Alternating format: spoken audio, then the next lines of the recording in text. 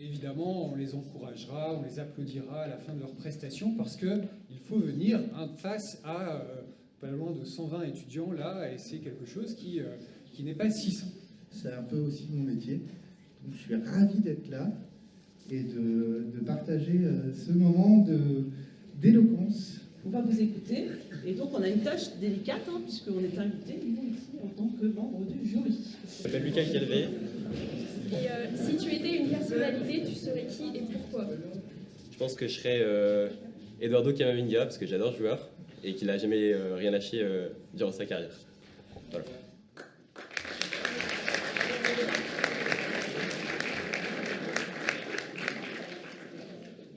Un jour, on m'a posé une question. Lucas, c'est quoi ton plus grand rêve? Mon plus grand rêve à moi? Je sais rien. Ça peut être tout et n'importe quoi. Être riche, être célèbre, être heureux ou être libre. Ouais, c'est ça mon plus grand rêve. La liberté. La liberté, c'est le ciel sans nuages. C'est l'horizon sans barrière. Je serai libre. Libre de devenir qui je veux. Je pourrais être riche si je le veux. Je pourrais être célèbre si je le veux. Je pourrais être heureux si je veux. Enfin, je crois. Mais bon. On me dit souvent, arrête de rêver. C'est pas ça la vie. On me dit que les étoiles, elles sont trop loin. Que le ciel, il est trop haut. Mais bon. Sans rêve. Qu'est-ce qui nous reste? Rêver, c'est ce qui nous fait avancer. Alors, la véritable quête, est-ce qu'elle est d'atteindre les étoiles ou de laisser une trace de notre passage? Ce qui est sûr, mesdames et messieurs, c'est que nous sommes tous des rêveurs nés. Nous sommes faits pour voir grand, pour voir loin, pour voir au-delà des murs invisibles de la société. Alors, pourquoi s'arrêter? Pourquoi accepter ces chaînes invisibles? Il faut oser dire non à ceux qui disent qu'on ne pourra pas réussir. Moi, je vais réussir. Je vais y toucher ces étoiles. Je vais tout faire pour y arriver. Mais bon, si j'échoue? Et si, tel Icare, mes ailes se brisaient avant même d'avoir touché ces étoiles? Est-ce que j'aurais raté ma vie? Est-ce que j'aurais fait tout cela en vain? Non. Parce que l'échec, ce n'est pas la fin. À vrai dire, l'échec,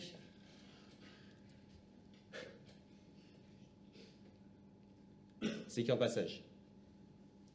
C'est le chemin qui est le plus important. Mon chemin, c'est mon histoire.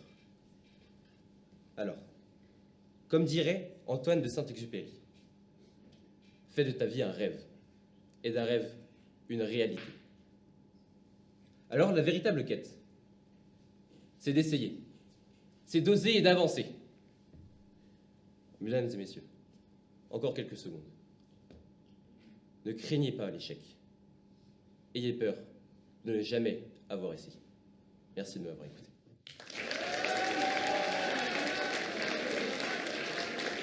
Comment tu t'appelles? Corentin. Si t'étais une recette, Corentin, tu serais quoi et pourquoi? Je serais un punch, un peu sucré, un peu fruité, avec une petite touche de fraîcheur et un peu corsé. Mesdames et messieurs, bonjour. Qui ici possède un smartphone, des vêtements de marque, des bijoux? Allez-y, répondez. Et qui ici rêverait de posséder le dernier iPhone? Plein de vêtements, plein de bijoux. On possède tous quelque chose. Mais est-ce que cela fait vraiment de nous quelqu'un? Aujourd'hui, on nous pousse à accumuler objets, argent, statut social. On confond souvent ce que l'on a avec ce que l'on est. Mais entre être et avoir, ne devrait-on pas d'abord apprendre à être avant d'avoir? Revenons dans le passé. Socrate, lui, marchait pieds nus, était pauvre. Et pourtant, sa pensée traverse les siècles. Les moines bouddhistes, eux, renoncent à toute possession. Pas par faiblesse, mais pour trouver une paix intérieure. Et nous, aujourd'hui, on court après nouveautés, nouvelles modes, nouvelles technologies. Et on ne se pose pas une question essentielle. Qui suis-je? Pourquoi suis-je vivant?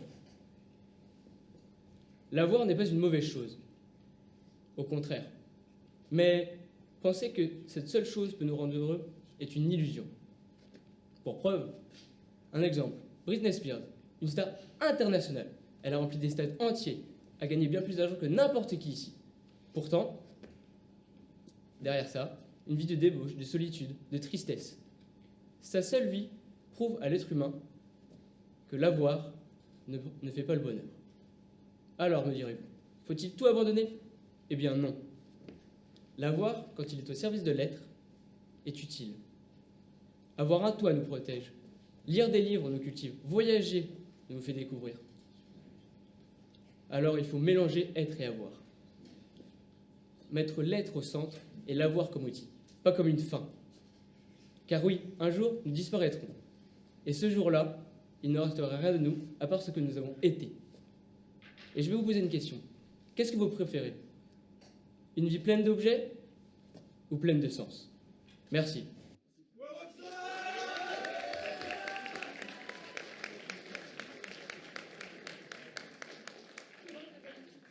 Je m'appelle Roxane, je suis étudiante en BUT MMI.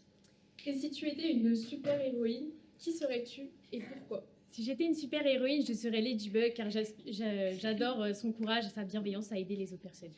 Mesdames et messieurs, en chacun de nous, il y a un jardin intérieur dans lequel il y a nos pensées, nos idées, nos émotions, nos espoirs et nos douleurs. Et pourtant, combien d'entre nous ici prennent le temps de s'y attarder, d'y prendre soin ou même de le comprendre? Voltaire écrivait « Il faut cultiver son jardin ». Et si ce jardin n'était pas un simple carré de terre, mais plutôt notre santé mentale? Alors là, la question, elle devient vitale. Faut-il cultiver son jardin pour être heureux? Eh bien, je pense qu'il faut cultiver son jardin pour être heureux, car si on ne le fait pas, les racines de notre mal-être continueront de grandir.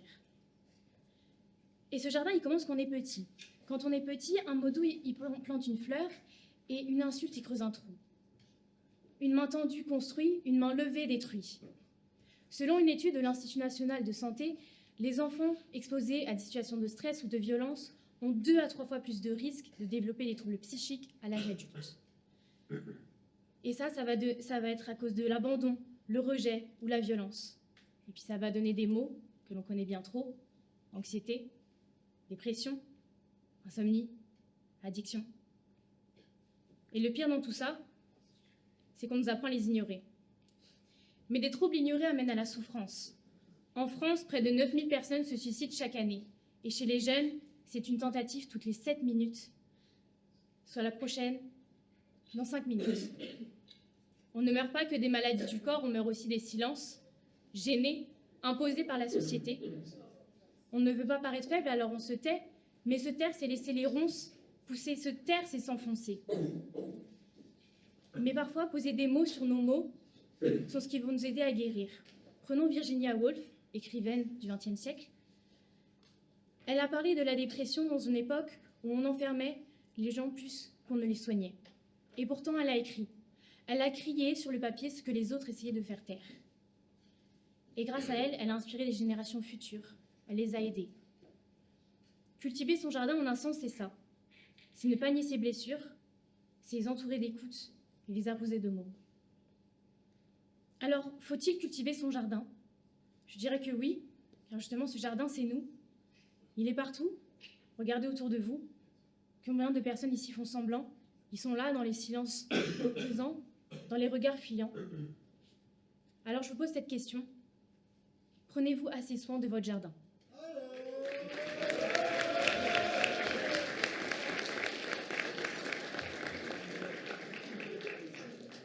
Comment tu t'appelles? Halloween. Très bien. Si t'étais une couleur, Halloween, tu serais quelle couleur et pourquoi? Je serais rouge parce que j'aime bien me mêler dans le rouge le soir. Quand j'étais petit, j'avais une boîte au trésor.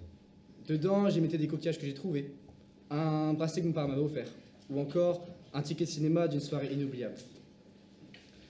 Ces objets n'avaient pas de grande valeur, mais à mes yeux, elles valaient toute la valeur du monde.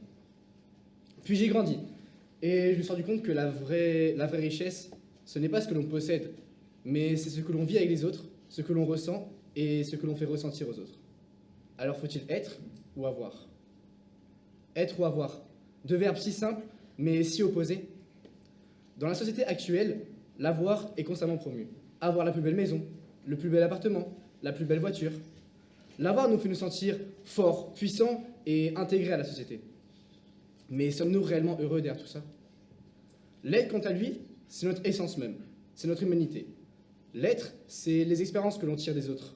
C'est ce que l'on fait ressentir aux autres et ce que l'on ressent nous-mêmes. On peut être la personne qui possède tout, mais ne pas être réellement heureux. Alors qu'au contraire, on peut ne rien posséder du tout et être la personne la plus heureuse. Regardez autour de vous, les réseaux sociaux, ils promouvoient constamment l'avoir. Avoir le plus beau corps, le plus beau physique, la plus bonne 9 de I. Mais sont-ils réellement heureux derrière tout ça? Ne se cachent pas-ils derrière l'avoir? Attention, je ne dis pas qu'il ne faut rien avoir. Posséder est important. Posséder une maison, posséder un lit, pour bien dormir, pour être en sécurité. Mais si on a tout ce que l'on désire, est-ce qu'on est réellement heureux derrière tout ça? Donc faut-il être ou avoir? La question, ce n'est pas s'il faut être ou avoir, c'est plutôt faire le bon compromis entre les deux. On peut posséder, mais sans oublier qui nous sommes. Car en fin de compte, qu'est-ce que les gens retiendront de nous? Ils ne retiendront pas de nous notre plus belle maison, notre plus belle voiture.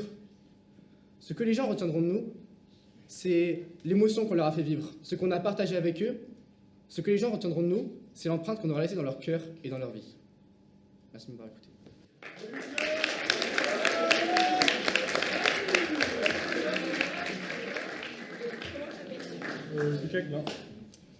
Si tu étais un breuvage, tu serais qui et pourquoi?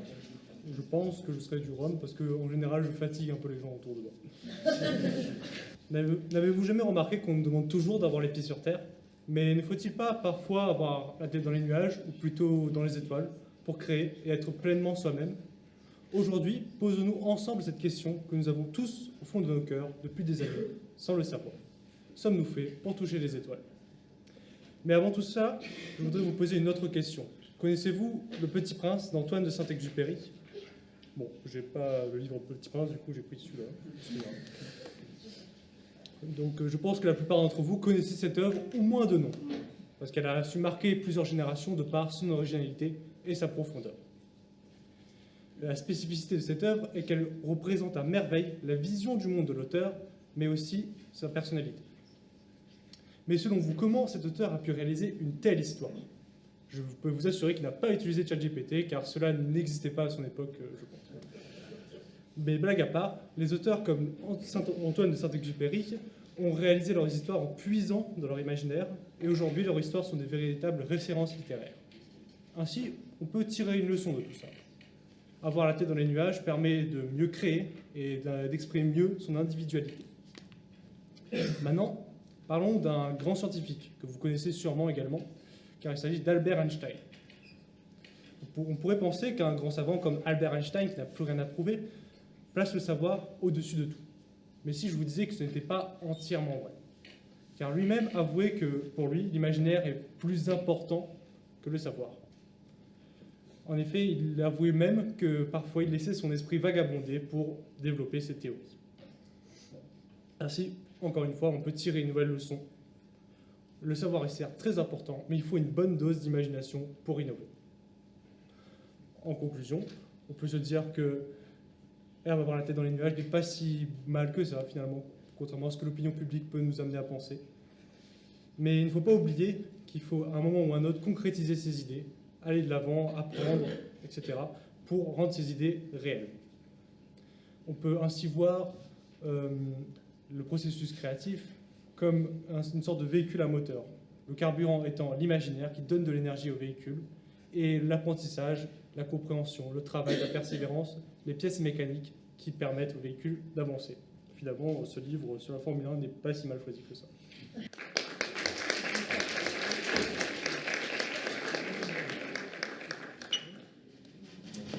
Comment tu t'appelles?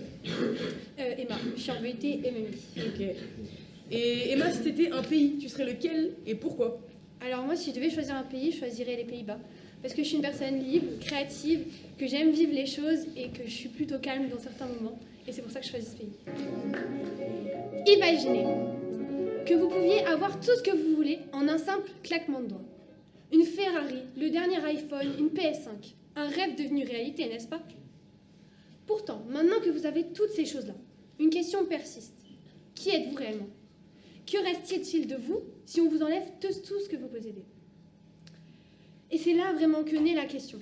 Faut-il privilégier l'être ou l'avoir? Être, c'est exister, en tant qu'individu, avec ses idées, ses convictions et ses émotions.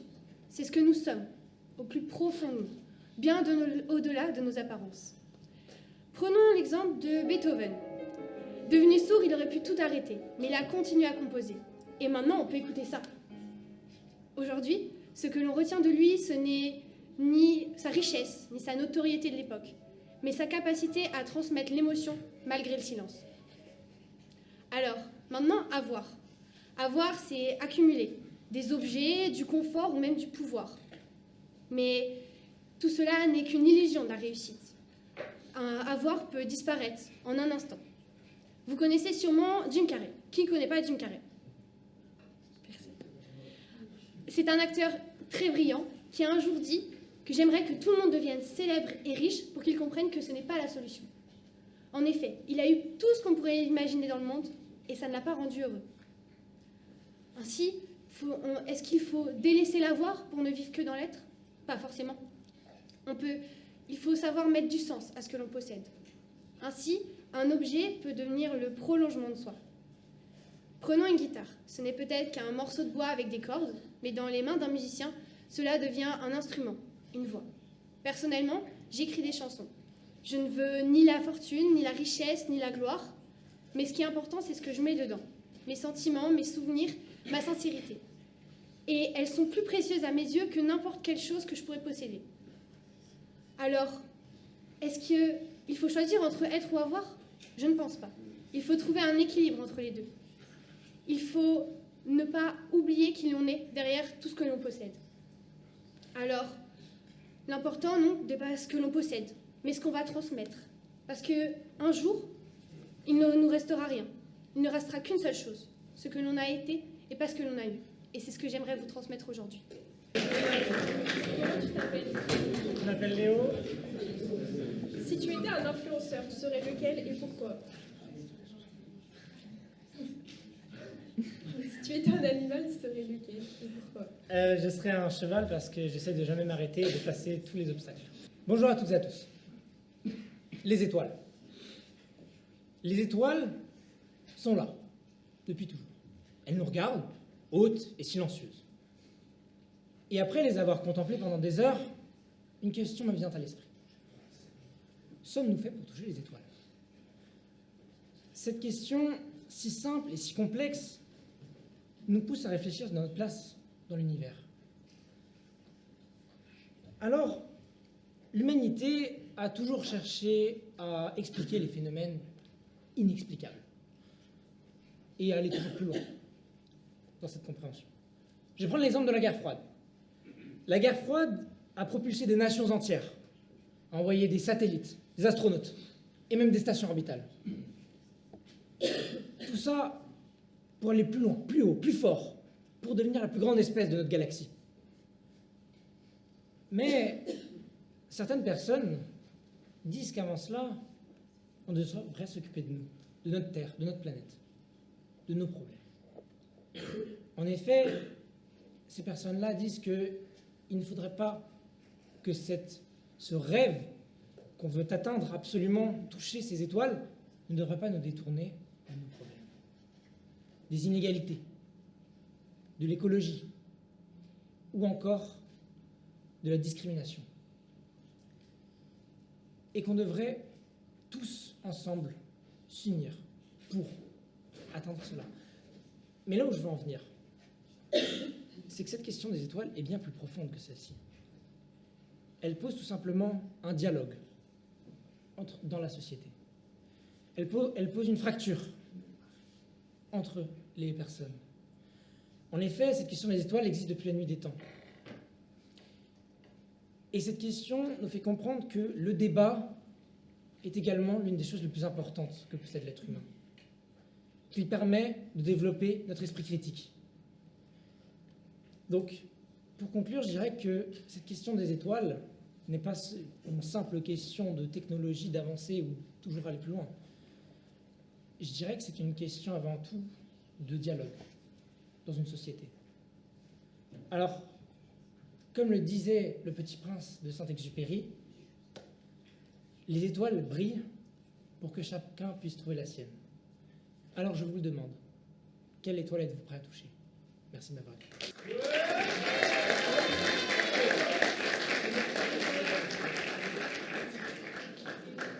Comment tu t'appelles? Je m'appelle Isée. Ok.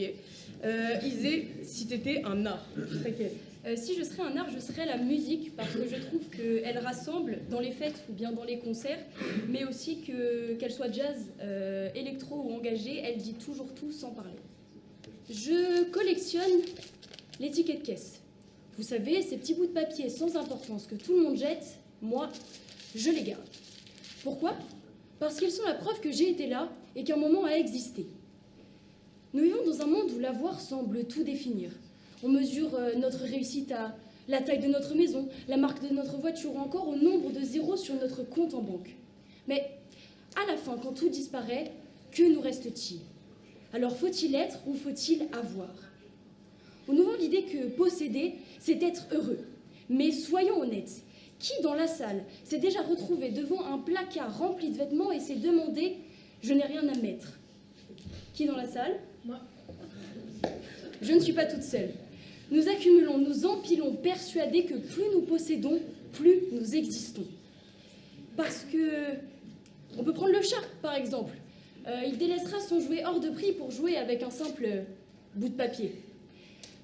Parce que ce qui compte, ce n'est pas l'avoir, mais bel et bien ce que nous vivons à travers lui. Antoine de Saint-Exupéry, à travers Le Petit Prince, nous rappelle que l'essentiel est invisible pour les yeux. Parce que ce n'est pas ce que nous possédons qui nous définit, mais bel et bien ce que nous ressentons. Pourtant, nous avons tant de mal à l'admettre, parce que derrière cette accumulation, derrière cette obsession se cache une peur bien plus profonde, celle de l'oubli. Si je garde mes tickets de caisse, ce n'est pas pour leur valeur, c'est pour ce qu'ils représentent. Une preuve que ce moment a existé, que j'étais là et que, bien sûr, je l'ai vécu. Mais, vous savez, nous faisons tout ça d'une manière ou d'une autre. Regardez nos téléphones, par exemple. Des milliers de photos que nous ne regardons jamais. Ce n'est pas l'objet qui compte, mais bel et bien ce qu'il ravive en nous. Marcel Proust l'a illustré à merveille avec sa Madeleine. Un simple goût, une simple odeur, et tout un monde oublié ressurgit. Mais alors pourquoi? Pourquoi avons-nous tant de mal à nous détacher? Pourquoi avons-nous peur de laisser partir? Peut-être parce que sans la possession, il ne resterait qu'une question vertigineuse. Qui sommes-nous vraiment? Nous pensons que posséder nous sécurise. Mais est-ce vraiment le cas? Les plus riches sont-ils les plus heureux? Nous courons après l'argent, mais non, lorsque nous l'avons, nous nous rendons compte qu'il ne comble pas tout. Nous accumulons les diplômes, mais ce qui compte, ce n'est pas le papier, mais bel et bien ce que nous sommes devenus grâce à lui. Rudyard Kipling, dans Si, nous enseigne que ce qui fait d'un humain un humain, ce n'est pas ce qu'il possède, mais ce qu'il est et ce qu'il transmet. Et pourtant, je continuerai de garder mes tickets de caisse, je garderai les petits objets du quotidien et même les miettes du passé. Parce que, en les possédant, j'ai l'illusion de me préserver. J'ai peur que, si je cesse d'avoir, je cesse d'être. Alors, faut-il être ou faut-il avoir? La réponse est là, devant nous, devant vous, devant moi, dans l'instant que nous partageons aujourd'hui. Merci beaucoup. Eloine. Si tu étais un acteur, tu serais lequel et pourquoi? Si j'étais un acteur, je pense que je serais Daniel Radcliffe, le célèbre acteur d'Harry Potter, vu que j'admire son courage et sa détermination. Mesdames et messieurs, accordez-moi un instant. Fermez les yeux. Allez-y, jouez le jeu. Revenez en arrière, doucement. Voyez cet enfant aux rêves infinis qui voulait bâtir un empire, toucher l'infini. Cet enfant, c'est vous, c'est moi, c'est nous. Allez-y, rouvrez les yeux, parce que je vois que certains vont pas tarder à s'endormir, là, je crois. Cet enfant, se souvient-il encore de ses rêves d'avant? Et vous, vous en souvenez-vous? Cet enfant, Se souvient-il de cette phrase qu'il prononçait souvent? Sommes-nous faits pour toucher les étoiles? Il voulait conquérir, il voulait découvrir, sans peur, sans chaîne, sans jamais fléchir. Mais vint le temps où l'on enferme l'esprit dans des cases, des règles, des chemins assombris. Et pourtant, une lueur persiste. L'enfant intérieur qui murmure et résiste. Le problème, c'est que grandir, c'est aussi apprendre à renoncer. On nous dit, rêver c'est bien beau, hein, ça nourrit pas. Hein. Que la vraie vie, c'est d'être sérieux, d'être stable, d'être réaliste. De vous à moi, on a tous un membre de notre entourage une fois qui nous a dit, bon, d'abord, fais tes études, passe le bac, et les rêves, on verra ça après. Au fond, on suit le chemin qu'on nous a tracé. Va à l'école, trouve-toi un job, sois responsable, fonde une famille. Mais on ne nous apprend pas à courir après ce qui nous fait vibrer. Alors un jour, on se réveille, on regarde derrière nous, puis on se demande, mais où est passé celui que j'étais? Mais au fond, un rêve, ça ne disparaît jamais complètement.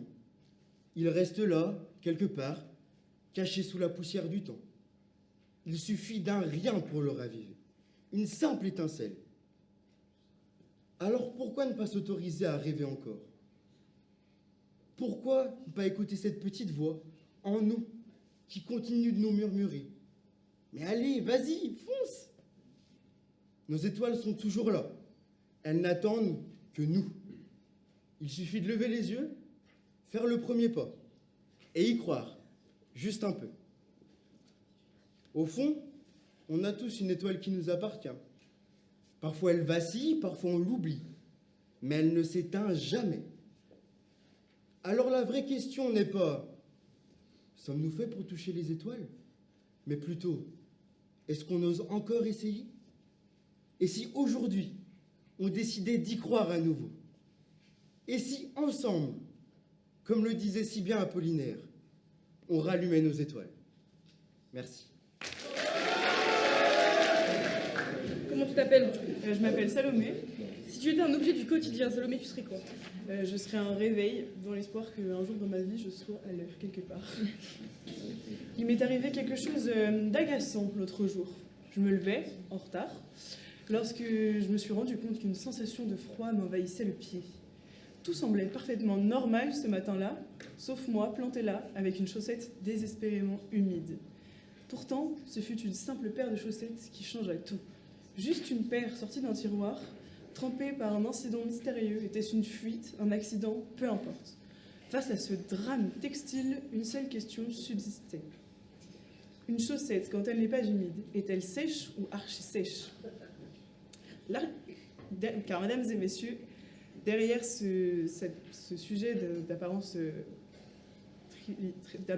frivole, l'archiduchesse ne fait en effet que énoncer une réalité triviale, ces chaussettes ne sont pas mouillées. Cependant, l'archisec n'est pas qu'une exagération, c'est une quête absolue, c'est un refus de la demi-mesure, c'est un symbole de la maîtrise totale. Mais je vous le demande, n'est-ce pas là l'essence même du progrès? L'homme a toujours cherché à dépasser ses limites, quitte à même parfois en dépasser la raison. Conquérir les étoiles, dompter le feu, inventer la chaussette auto-séchante. L'obsession de l'archiduchesse pourrait nous rappeler notre propre empressement à tout vouloir tout de suite dans les plus grandes quantités et dans les délais les plus courts en dépit de l'environnement ou bien des droits humains. Alors je vous pose la question, est-ce que des chaussettes simplement cousues à la main et juste sèches ne pourraient-elles pas suffire à réchauffer nos pieds? Et enfin, je vais vous demander pourquoi opposer le sec à l'archi-sec? Ne pourrions-nous pas envisager un continuum, un entre-deux fertile où la chaussette serait humide par endroits et sèche par d'autres?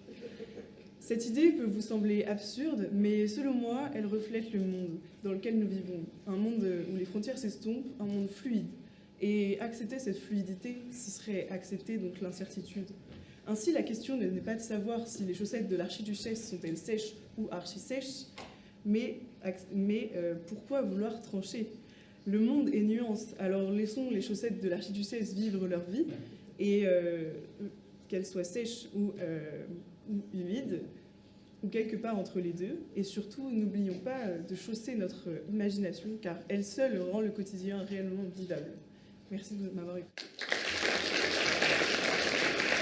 On va commencer par le prix du public. Le résultat du vote, c'est donc Élouane.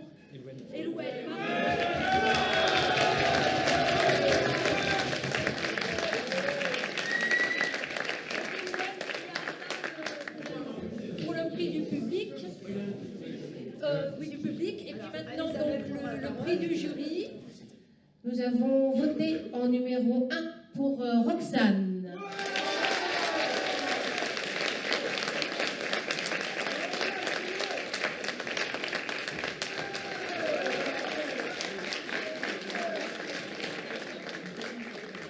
Et maintenant, les membres du jury officiel, on s'est octroyé le droit de décerner un prix spécial du jury à Salomé,